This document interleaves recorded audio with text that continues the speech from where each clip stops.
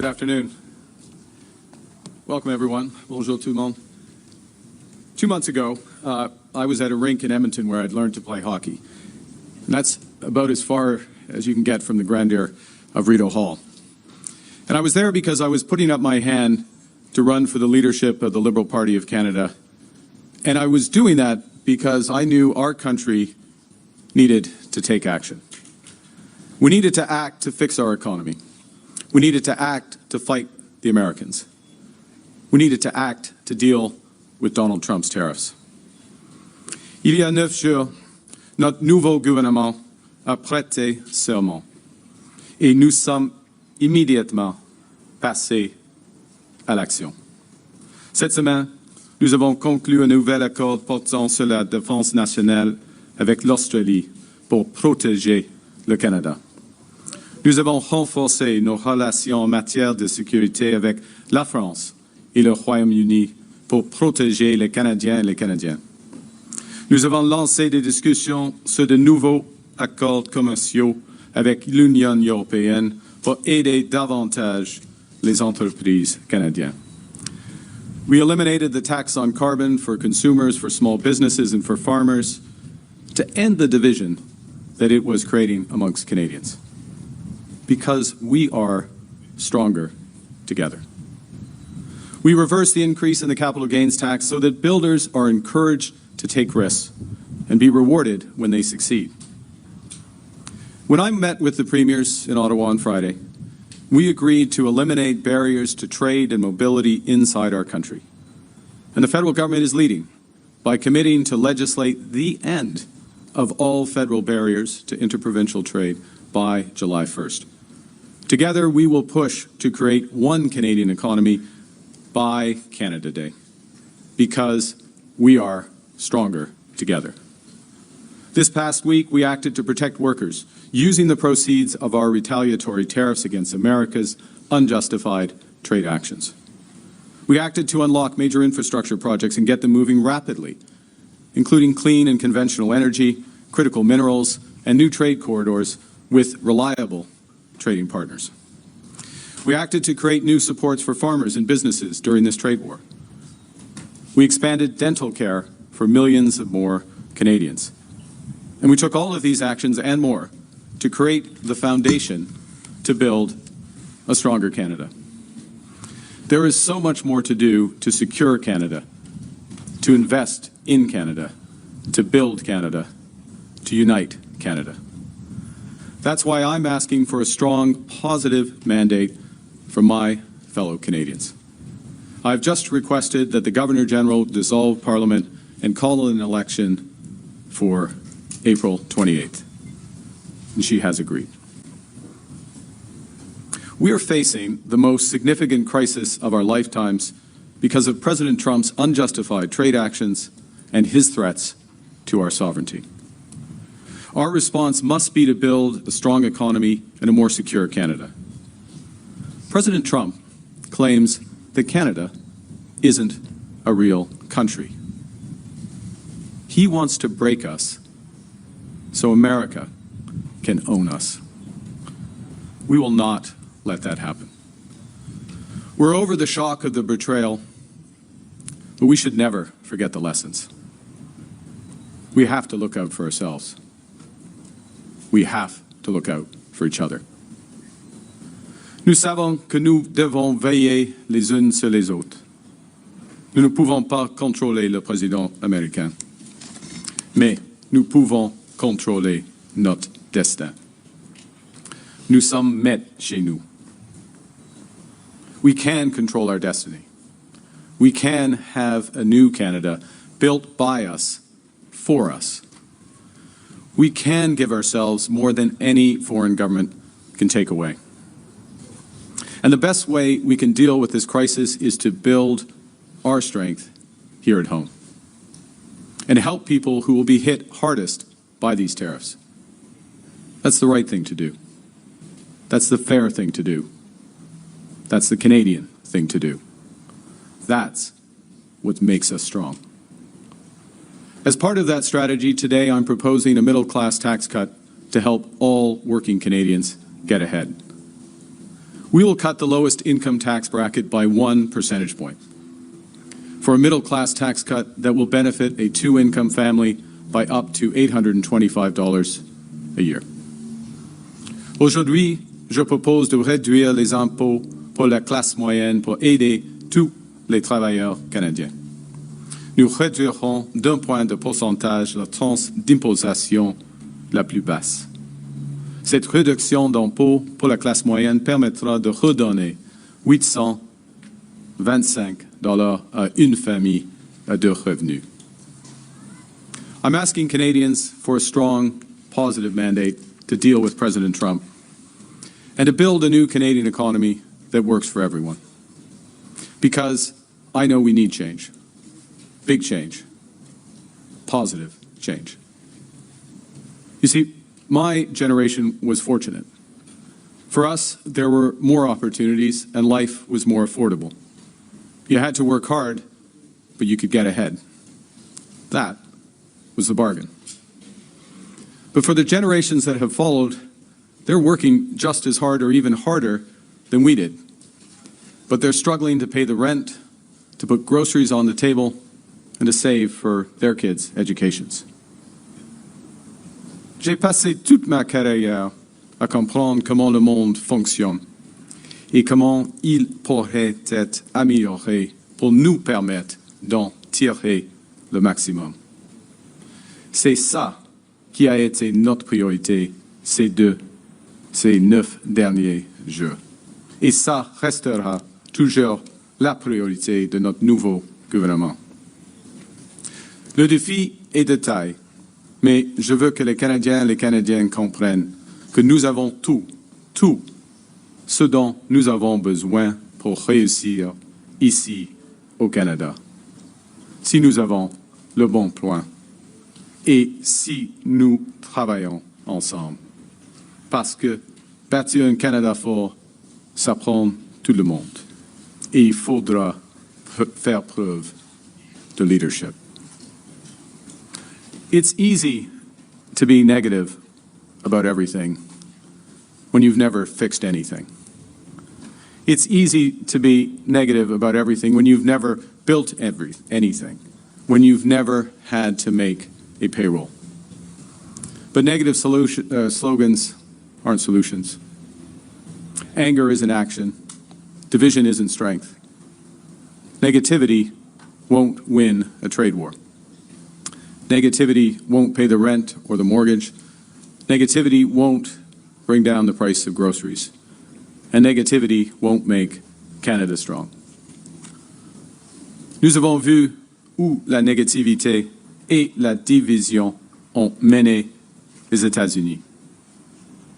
Nous sommes plus forts quand nous sommes unis. Ils vont s'affaiblir parce qu'ils ne le sont plus. Alors, unissons-nous en cette période de crise. I love Canada. Our country has given me everything. I stood up in Edmonton 2 months ago, and I'm standing here today because I want to give it all back to Canada. So that every Canadian kid, whether they're growing up in Nanaimo or Montreal or St. John or Scarborough or Inuvik, has the same opportunities that I had, the same hope, the same confidence in a brighter future. It's time for all of us to come together and be strong. So I'm asking for your vote so we can be Canada strong, Canada fort. Vive le Canada. And with that, I'd be pleased to take your questions. Thank you, Prime Minister. We'll begin our question period. We'll take 15 minutes of question. One question, one follow-up. Merci. On va prendre 15 minutes de questions. Une question et une question suivie. Première question. Good afternoon, Tonda Charles with the Toronto Star. Sir, why are you throwing the country into an election in the middle of a tariff war? And if you think it's so necessary now, then why not make it longer so Canadians can really test drive you to see if you represent the change you claim to represent? Well, a couple of things, Tonda. First is that we have put in place a tremendous amount of change in the 9 days that I have been Prime Minister. That includes changes to taxes, including the announcement today of a middle-class tax cut. But very importantly, we put in place protections for workers. So we made a commitment right from the start that we would use all revenues from retaliatory tariffs to protect our workers. And we put in place changes to the EI system in order to do that. I note that Mr. Poilievre has taken that money and said he will use it for a tax cut. Doesn't care about workers being in place. We've put in place protections for businesses through this period. We have shown the scale of our ambition in terms of creating what Canadians have asked for. And I've heard this time and time again across this great country. Canadians want one Canadian economy, not 13. They want us to break down those barriers. So we brought together the first ministers, the premiers of the provinces. We hammered out a consensus about achieving that. We're picking up on the model that Nova Scotia and others have put in place. We're making a commitment at the federal level to legislate the removal of all these barriers by Canada Day, so we can have free trade by Canada Day. So we've done a lot, I could go on, but we've done a lot in the 9 days to put in place many of the foundations. But what's important is that the government has a mandate from the Canadian people to finish the job of building that Canadian economy, to finish the job of diversifying our trading partners, and to have a strong mandate to stand up to Donald Trump and the Americans and negotiate the best deal for Canadians. And that's what I will do. After that meeting Friday night, you said you linked Pierre Poilievre's Conservatives to Elon Musk and Donald Trump's approach to cutting taxes, regulations, foreign aid. Mr. Poilievre's just staked out his own platform pitch to Canadians right now today, saying that he will stand up to Trump, that a liberal's still just a liberal. So on what basis can you fairly compare the Canadian Conservatives to Trump-style Republican Conservatives? Well, first, the comparisons are quite easy. You look at the language mirrors, and the track record of language stretches back over years. It's not a recent phenomena. So straight from the language, number one. Secondly, from the intention. So Elon Musk stands up and says, and the Trump administration eliminates foreign aid. Within a few days, Pierre Poilievre flies in and out of Nunavut and says, I'm going to eliminate foreign aid. By the way, doesn't talk to the Premier, doesn't talk to local Indigenous leaders while he's there, not our approach, obviously. So a series of words plus proposals which are uncannily familiar with the proposals of the Trump administration. Very different from our approach, very different from approach, for example, to building a housing market, both offering much greater supply, very different from our approach. I'll give you one last example because I know there's a long lineup of questions. Today, we announced that we are going to expand dental care. Now, the dental care program that was put in place several months ago now serves 1.8 million Canadians. 1.8 million Canadians have received dental care under this program. These are people who could not afford dental care previously. Pierre Poilievre pretends they don't exist. We've just expanded the potential pool by another 4.5 million Canadians who also are in that situation. That is a very different approach to Canada. That's a Canada that brings Canadians together, protects all, and that's the Canada we're offering. Good afternoon, Prime Minister. Ashley Burke, CBC News. You've repealed the capital gains tax changes, and you're promising this middle-class tax cut, but you're also making new spending commitments. So how do you plan to pay for that, and what kind of cuts will you have to make to keep up with your promise of a deficit below 1% of GDP? Well, a couple of things. One is that we are looking at driving efficiency in government, in other words, productivity in government, by flipping around the approach to government, which is to concentrate on the outcomes as opposed to the dollars in. And so that's part of the reason why, is the core reason why we put in place a new Ministry Department of Government Transformation, use a series of reviews on programs, but also new technologies, AI, to drive those productivity. I'm going to, if I may, Ashley, just clarify something which you said, which is that we're differentiating between spending less as a government, and I would recall that government spending has gone up around 9% on average over the last several years. So we're going to get that level of spending increase down. That in and of itself will create room. But what we're concentrating on is Canada investing more. It is time to build. It's a tremendous time to build out this economy. It's what we need to do to create jobs, higher paying jobs and growth. And we will use scarce taxpayers' dollars to catalyze huge private investment in the likes of opportunities that we discussed as First Ministers on Friday. And for those who didn't watch it, I can understand why people wouldn't have watched that, so I'll say it now. This is clean and conventional energy. These are new trade corridors. This is millions and millions of homes in this country to get the cost of new homes down for all Canadians. And that's what we're looking to do as a government. That's what we will do as a government. And we put many of the foundations in place in just 9 days. We're asking for a mandate to finish that job. En français maintenant ou après? Oui, sur ce que vous coupez juste là. Alors, en ce qui concerne l'assainissement budgétaire, ça implique plus la productivité du gouvernement que les réductions des dépenses actuelles. Alors, c'est une question de mettre l'accent sur les résultats, pas les dépenses eux-mêmes. Deuxième point, nous mettons l'accent sur l'investissement au Canada, afin d'utiliser les dollars gouvernementaux afin de catalyser des grands investissements privés en ce qui concerne le logement, le secteur d'énergie propre, le secteur d'énergie conventionnelle et les minéraux critiques et tout cela que nous avons discuté aux réunions des premiers ministres. You're a new leader, but the Liberal government has been in power for a decade. Your minister served under the Trudeau government. Why should Canadians believe that when you say that you represent something different and change? Well, I have several things. The first is that you've seen a change in approach and action. It's not words, but action. So the changes to the tax regime that I've mentioned, the changes to our approach to housing, you'll see much more in the coming week in terms of increasing dramatically the supply of housing. A change to the approach to our external trading partners and our security partnerships with the accords with France, with the United Kingdom, the building out with the European Union. Changes to the coverage of healthcare in this economy. So all of those steps, the scale of ambition and change in creating one Canadian economy. And I think one of the things that I would emphasize is that I recognize, and my government recognizes, the need to act dramatically and act rapidly, to build an economy that's strong for Canada, to control what we can control, to build for us and by us. That's what we're doing. The other thing I would add is that we have some very strong members of our caucus, of ministers. I'm fortunate to serve with them.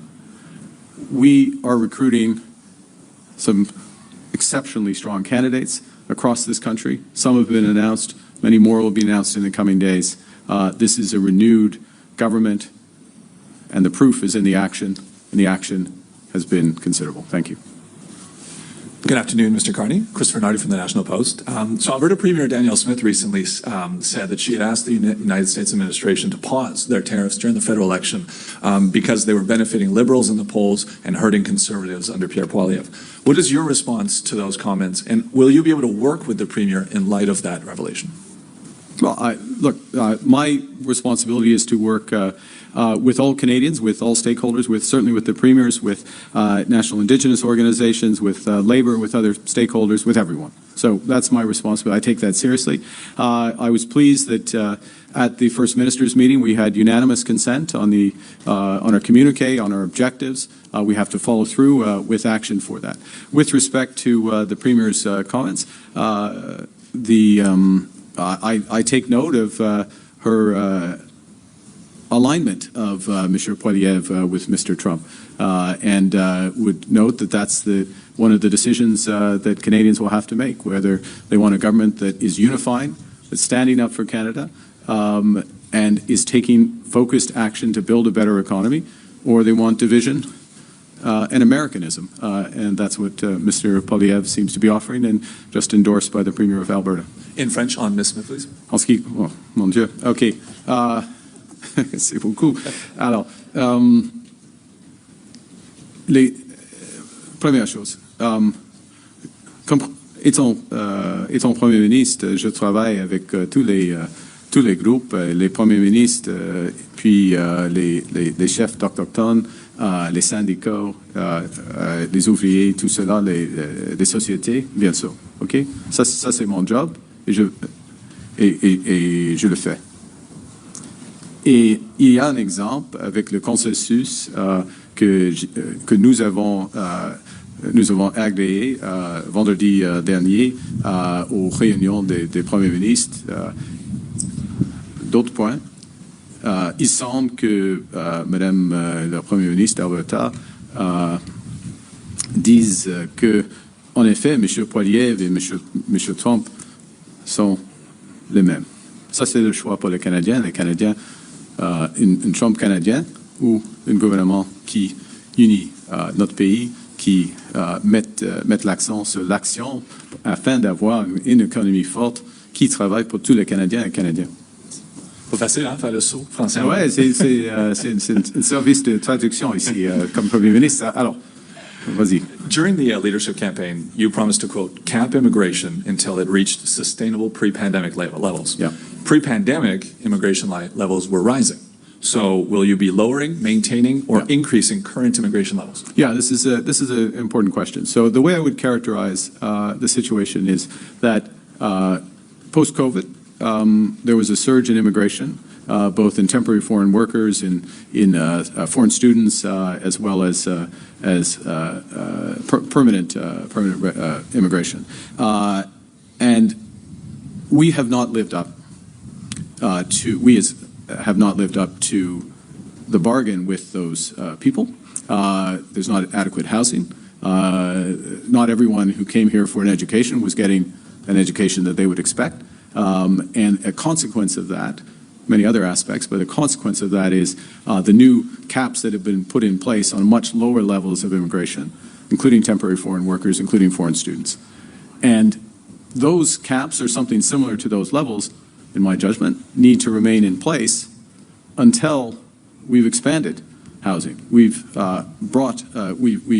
reabsorbed the levels of immigration that have happened in our country, and so there's not a predetermined point where one would remove or adjust those caps.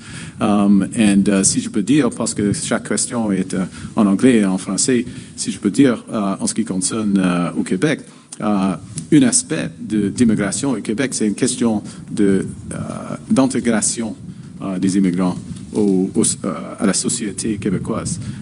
Et il faut avoir un rythme qui est d'accord avec ça, tout cela. We'll do last question. Dernière question, s'il vous plaît.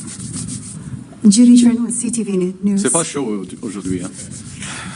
Prime Minister Carney, you're a practicing Catholic. You went to church before you visited the Governor General this morning. Do you explicitly support a woman's right to choose? And how will your faith impact your policy deliberations should you win this election? Thank you for the question. I wouldn't have drawn attention to the fact I went to church, but thank you for noting it. I absolutely support a woman's right to choose unreservedly, and will defend it as the Liberal Party has defended it proudly and consistently. I will defend the Charter proudly and consistently, as the Liberal Party does. I would say this: I don't speak about these matters. I think what's relevant, when I say matters, my personal faith or spirituality, but I'll say what's relevant is that it informs my sense of responsibility and service. I feel, that I should serve our country the best I can. And if I go back to my journey to be standing in front of you here, I did feel at the turn of the year, as the crisis bore down on us and the need for big change, that I should put my hand up and be part of that change. I'm humbled that I was chosen as leader of the Liberal Party. I'm privileged that I have had this time in government, a short time in government. We have made major changes to put Canada in a stronger position, a much stronger position. But much more needs to be done, and that's why I'm standing here in front of you and have asked, and the Governor General has agreed, for us to have this election so that we can make real change, positive change that brings this country together and builds an economy that works for everyone.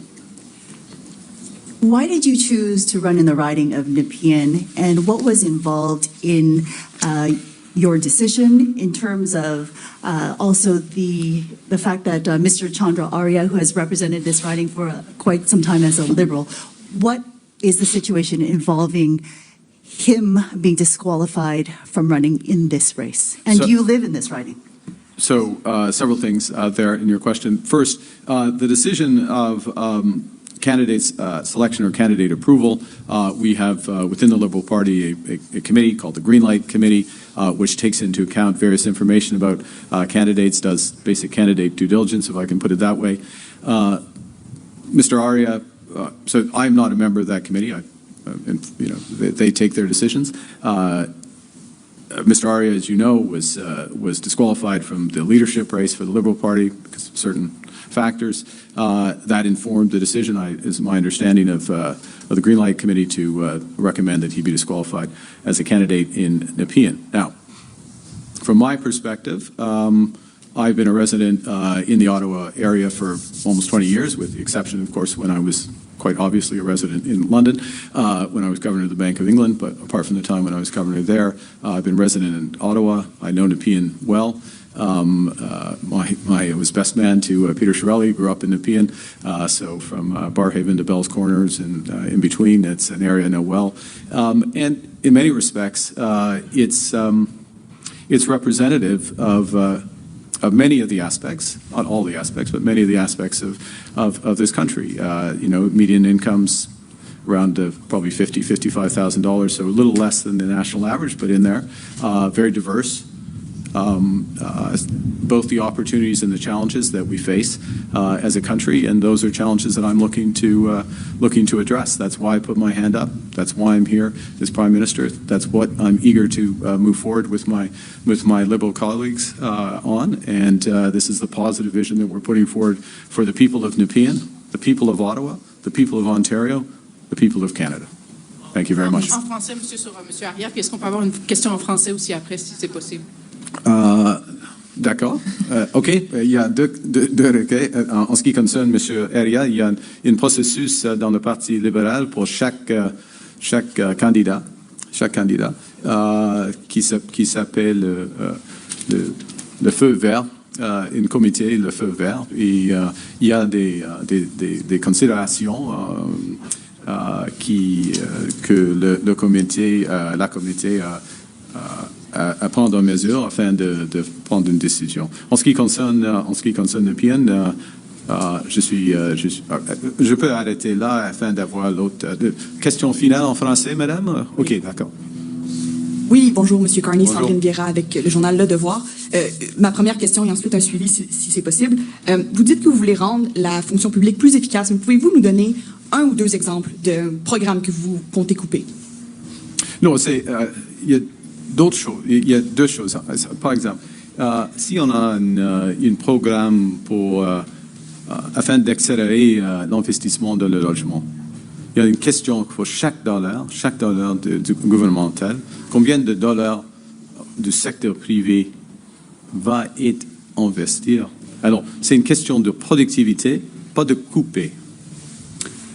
Vous n'avez toujours pas parlé à M. Trump depuis votre arrivée. Les relations avec les États-Unis sont maintenant au cœur des préoccupations des électeurs. Ils voudront choisir au terme de la campagne la meilleure personne pour faire face au président. Donc, est-ce que vous vous engagez, considérant que ça sera une campagne très courte, à rencontrer ou vous entretenir avec M. Trump pour démontrer aux Canadiens que vous êtes capable de lui faire face? Je suis bien capable de lui faire face. Mais est-ce que vous vous engagez à le faire avant? Il y a des conditions maintenant. Monsieur le Président, lui doit reconnaître que le Canada est un pays souverain. Il faut le dire. Il faut l'accepter. Avant d'avoir une grande discussion en ce qui concerne un accord commercial. Donc, vous ne parlerez pas à M. Trump tant qu'il ne dit pas... On n'a pas de réunion. On parle toujours. On peut parler toujours. OK. Alors, c'est tout? Merci, c'est ce qui m'a fait à la conférence de presse. Thank you. D'accord. Merci beaucoup. Bonne chance.